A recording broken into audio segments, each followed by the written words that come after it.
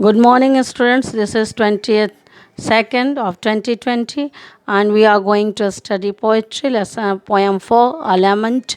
This poem is written by P.B. Shelley. P.B. Shelley was greatest romantic poet. His life was full of grief and sorrow, and he could not live a very successful life in his life, although he was great poet of romantic age. Now we are going to study his poem a lament. A lament का मतलब होता है एक तरह का बिलाप करना. The poet is lamenting in this poem on the future, on the grief, sorrow, sadness of his life.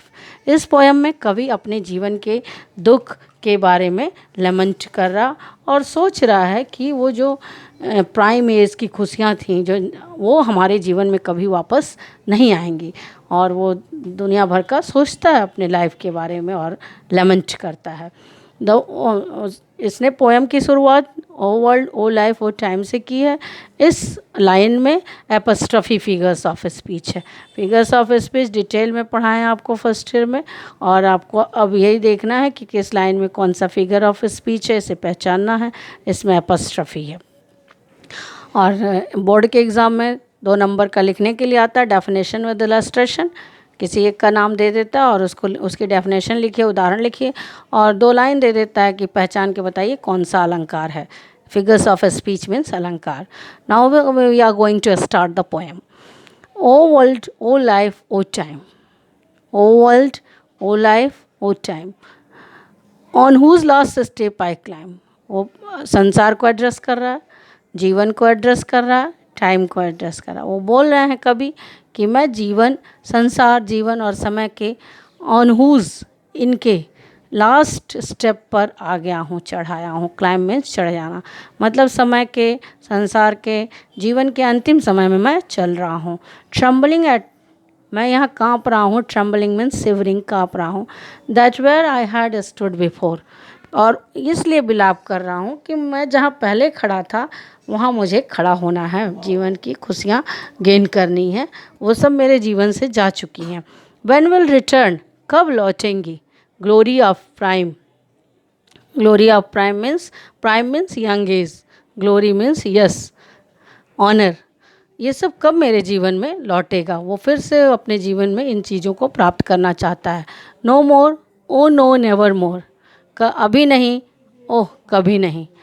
And one of day, out of day and night, रात दिन. Joy has taken flight.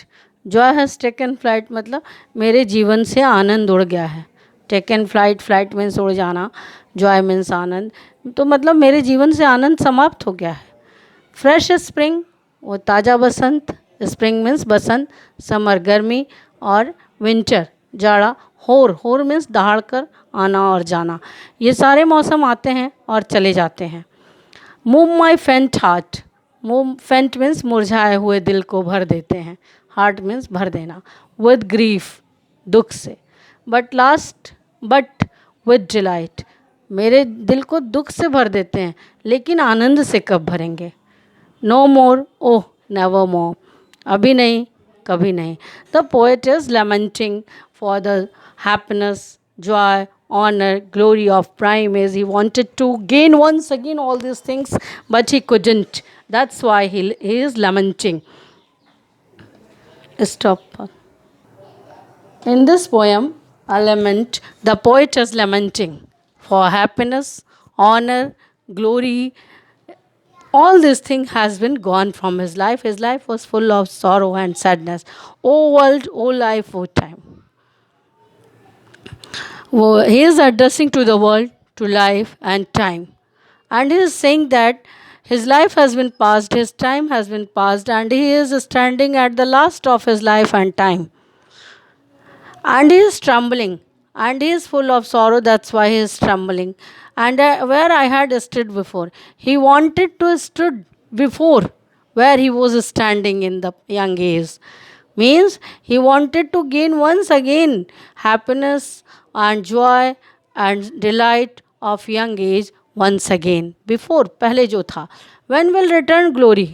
And वो पूछता है, he is asking question, when the honor, glory, prestige of young life will return in his life. He wanted to gain glory, honor, prestige of young life once again. And he is replying, he is thinking that it will never come back in his life. ये उसके जीवन में कभी वापस नहीं आएगा. Once again he is saying that his whole life, day and night, is passing. Time is passing, day and night is passing, but happiness has gone from his life. Joy has taken flight means happiness has gone from his life. Or he is saying that all the weather season is coming and going. Spring, summer, winter are coming and going, and they fill his heart with grief and sorrow. They fill his heart with grief and sorrow and sadness. But he wanted to fill his heart with happiness and delight. And he says that it is not possible and it is never will be possible. It will never be possible because he has passed his life and time, and he is standing at the last step of life and time. That's why all these things, all the happiness, joy, delight will never come back in his life, and his life hasn't passed.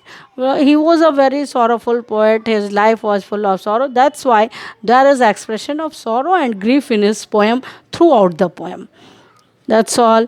Bye bye. This is enough for this video. Now we'll continue next poem in next video.